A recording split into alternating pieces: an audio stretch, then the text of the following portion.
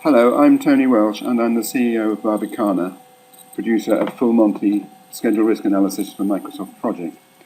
Here are a few of the fine companies that use full Monte, and here are a few of the kind comments that some of our users have said about us in the last year.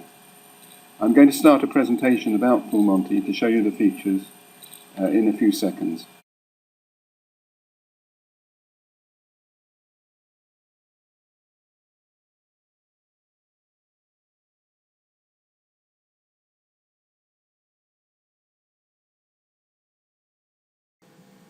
So, full Monte performs schedule risk analysis inside Microsoft Project. And here we are in Microsoft Project 2010 with the project already open. You enter your main data for the project in the usual way. You just create a project and put your data in. But we need extra data for the risk analysis. In particular, we need to replace the duration field with a probability distribution for the duration. And that means typically making a 3-point estimate and specifying what kind of distribution it's going to be. The main functionality of full Monte is controlled by these 4 icons here, and I'm going to start with the edit icon, which brings up the edit dialog. The edit dialog, you'll see on the left there is a panel that's about navigating to the task that you want to edit, and I can navigate in a number of ways. I can type in the task number or the task description in the top, and as I start typing it will find the nearest match. Or I can use the up and down arrows, or I can just click. But if I just use the down arrow, you'll see that the rest of the dialog, as I go down, is showing details for that particular task. And we've got different shapes of distributions being shown. If I want to edit one, then I will come over here, and in this case we've got a task with a normal distribution. The optimistic duration is 3 days, the pessimistic is 7 days. And you can see that here, 3 days and 7 days. It's also represented as a percentage of the remaining duration, the remaining deterministic duration, which is actually 1 week or 5 days. You'll also notice that the most likely values are greyed out, they're disabled. That is because a normal distribution is symmetrical, and therefore the most likely value is always in the middle, and you cannot change it. But if I change this to a beta distribution, for example, you will see that we've got, now, we've still got roughly the same shape distribution, but we now have the ability to change the most likely value. So if I want to change it, instead of making it 5 weeks, 5 days or 1 week, make it 4 days, I now have a little bit of skew. I have a non-symmetrical distribution. You may also have noticed that the percentages change to keep track. So when I changed that from 5 days to 4 days, it changed this value from 100% to 80%. That's 80% of the deterministic duration. I can also do it the other way around. I can type in, say, 75% here, and then I get 30 hours, which is the best way of representing what's actually 3 days and 6 hours. And we've got a little bit more skew than we had before. Another feature of this is that we have something called the confidence interval. By default, it's always set to 100, and that means that when we specify the optimistic and pessimistic values, they are treated as being absolute. That is to say, there's no chance of the duration being either less than 3 days or more than 7 days. Some people don't feel very comfortable making estimates like that, and you can therefore apply a percentage. And now, if I change that to 99, we're now saying we've still got the same parameters of 3 days and the 7 days, but we're saying the chance of it being inside of the area between 3 days and 7 days is no longer 100%, it's now 99%. And then there's just a little slither of like a 0.5% at each end being left out. Now, some systems have something called a trigen distribution, which is like a triangular distribution with this feature on it. We actually apply the same feature to all our distributions. We don't limit it to triangular. And in fact, it's more useful really on the beta distribution because beta distributions, when they're skewed, tend to have very long, thin tails. And that means, if I just change this back to 100 for a moment, you can see that although we've specified a maximum value of 7 days, the probability of getting anywhere close to 7 days is actually, for all practical purposes, 0. So that, in fact, changing the confidence interval to 99% brings this line to the left far more than it moves the other two lines, because it's such a thin tail, and it's got to get 0.5% of the total area in there. Okay, some other things on this dialogue. We support multiple correlations, and quite a clever way of defining them, which I don't really have time to go into this way, but it's very, very easy. All you really have to do is to specify the reason why a task is correlated, and I've just got two reasons there. It's a new team member, and it's a sickness. It's a possibility of sickness. Now, when I say it's a reason for correlation, the question is reason for correlation with what? And the answer is that it's correlated with anything else that uses the same keyword. If I just specify that this task is correlated with sickness, that on its own doesn't do anything. But if I correlate 3 different tasks with the same word, sickness, then it's telling the system that if one of those tasks is late because of sickness, they're probably all going to be. And all you have to specify to do this is the actual name, the actual word. At the moment, I've only got 2 words in there, but if I wanted to put another one in, like weather, I can do that as well. If I then look at the pick list again, weather has been added to it. So literally, the only thing I have to do to define correlations is to specify a word that we're going to use to. I'm going to actually remove that again.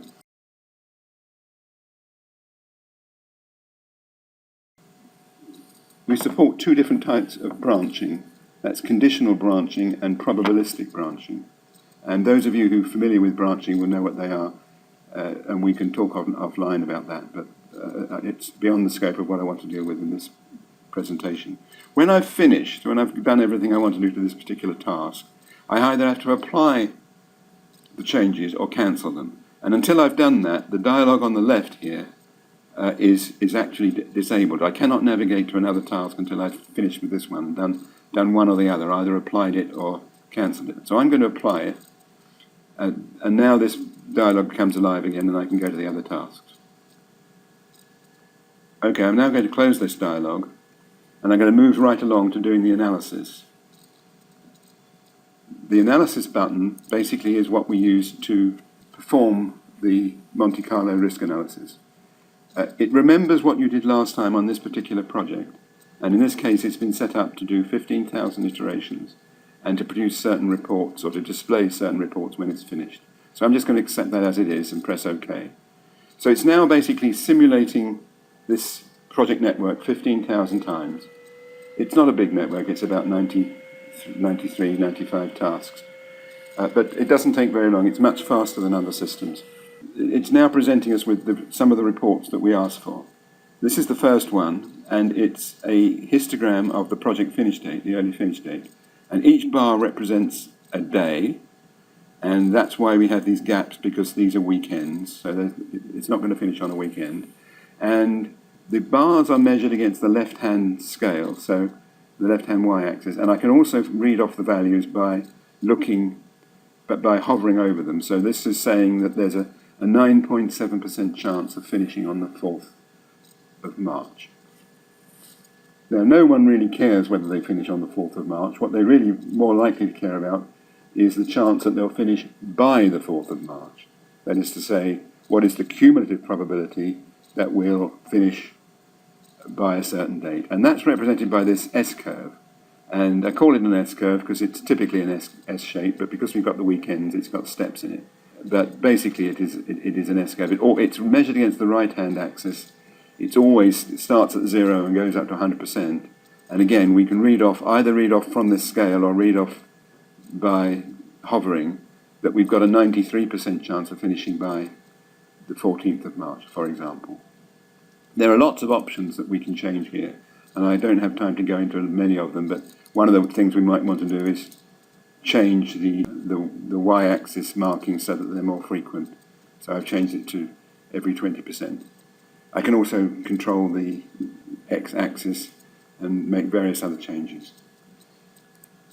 Okay, I dismissed that dialogue, and now I've basically got the same thing for cost.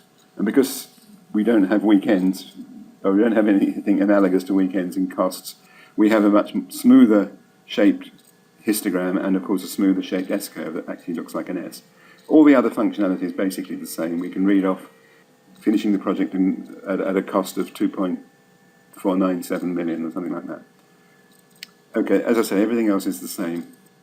The next thing that we asked for, and you don't need to get any of these, I just click the boxes, is something called a tornado diagram, and I'm going to make that big. You can see that it's actually a report, a bar chart, showing all the tasks, basically showing all the tasks which have a significant effect on the project finish date. And this is the effect, and they're sorted in descending order of how important they are.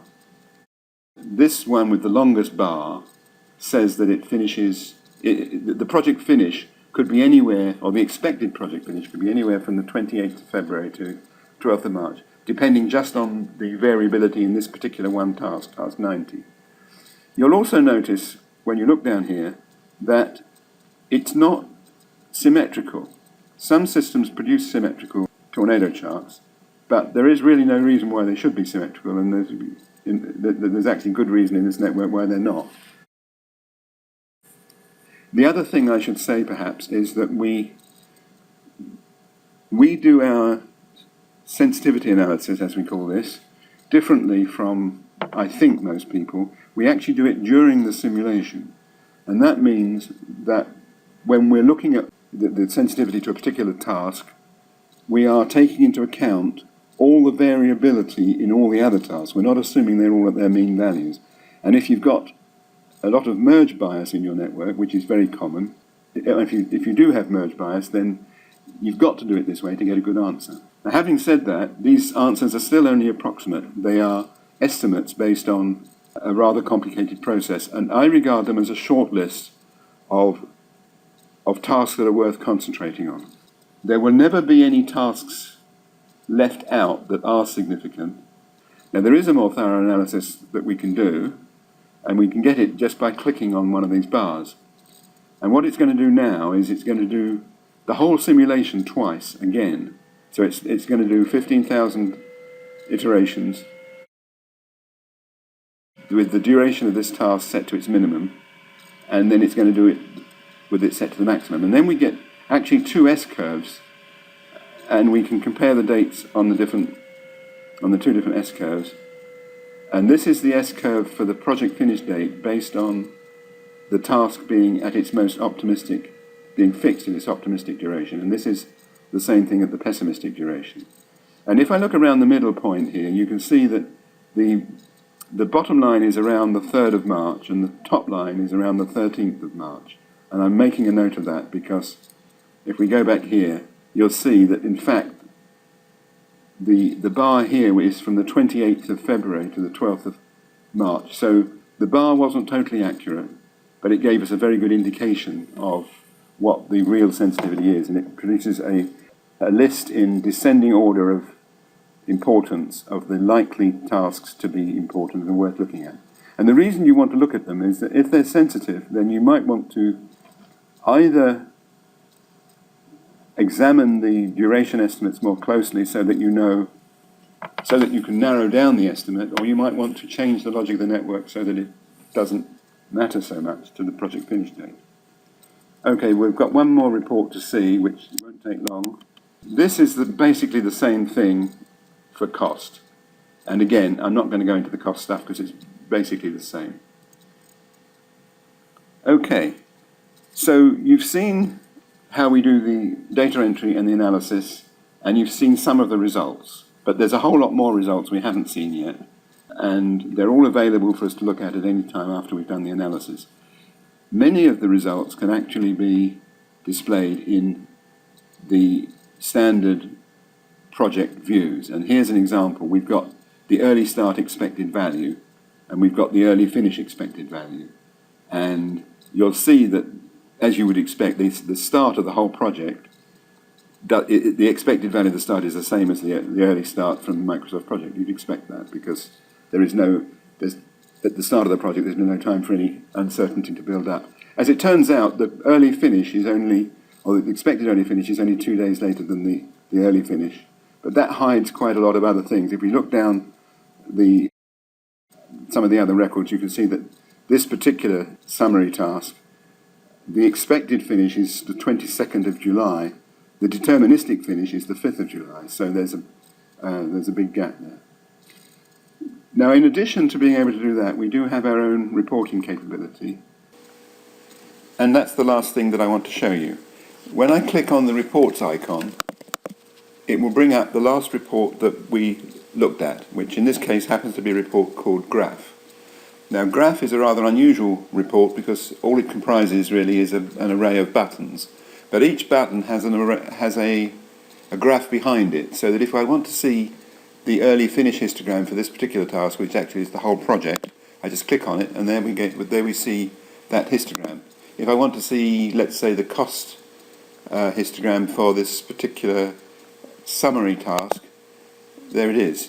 So you've got a whole array of all the data that we've collected is all available in graphic form from these buttons.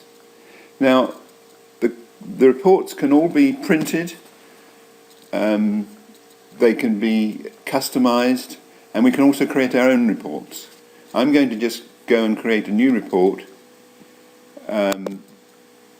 which I do by actually opening what amounts to a sort of template report. It's called new, but it's just a very simple report with a couple of columns. All these reports are standard reports built into the system. Some of these are standard reports that we supply, and others are reports that have been created by users. So the new report is just basically a beginning, a stub with a couple of fields. It's got the ID and the name of the task. If I want to add a column, all I do is I go down in here in the menu. I find I've got a choice of full Monte columns, bar chart columns, and Microsoft project columns. I'm going to start with Microsoft project columns.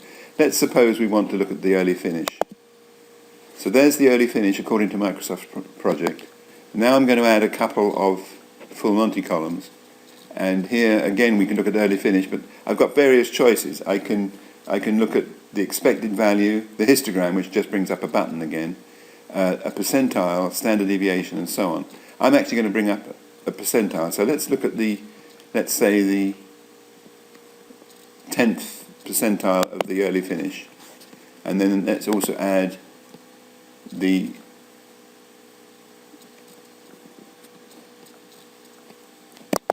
So now we have three columns that are all about the early finish. One of them is the deterministic value, which is the 12th, for the first task on that screen is the 12th of July. Another one is the 10th percentile is the 11th of July, and the 90th percentile is the 17th of July.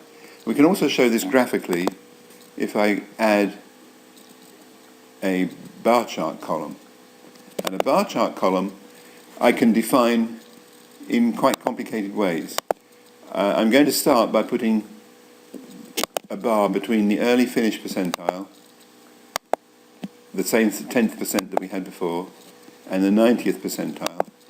And I'm going to put it on line 1. I'll explain what that means in a minute. I'm going to choose a colour for it. Let's choose that colour. And then I'm going to choose a bar height, which again I'll explain in a minute. And then I'm going to go down to the next line, and I'm going to put in just a milestone, if you like, or a symbol at the early finish date. And I'm going to put that on line 2. That's just so that it doesn't conflict with the first bar. You can put bars on the same line if you want to, but I want it to be separate. And I'm going to make that blue, and then I'm going to make that also 40. These bar heights are basically percentages of the whole depth of the row that they're going to be displayed in. So what we're going to have is 100% of the space is going to be divided up between two bars with a little bit of a gap between them. And when I've finished, I can just say OK. And here we have a bar chart. Let's make it a bit bigger. It's showing you the range from the 10th percentile to the 90th percentile. And it's also next to it showing you the deterministic value. And you can see, because of merge bias, the deterministic value tends to be towards the bottom end. It isn't always. There's a case where it seems to be fairly near the middle. But sometimes it's way before the bottom end. And that just shows you what the effect of merge bias has on the bias you get out of a deterministic schedule. Now, when we've finished with this report, if I close it, it will prompt us whether we want to save it. And I can save it calling it, say, demo. Oh, that name already exists. And I overwrote it. But if I so now if I go back into report the next time, I'll get the same report that I got last time. But I can also change it, of course, again. You can also save the report specification as a CSV file, which enables you to read data into Excel. You can also print it, of course, as a print preview. You can actually edit headers and footers for printed reports. And you can also copy it to the clipboard. So if we wanted to copy this report and paste it into a Word document, we could do that too. That's pretty much finished what I wanted to show you with full Monte features. If you'd like to know more, you can download a free 30-day trial from www.barbecana.com. Thank you.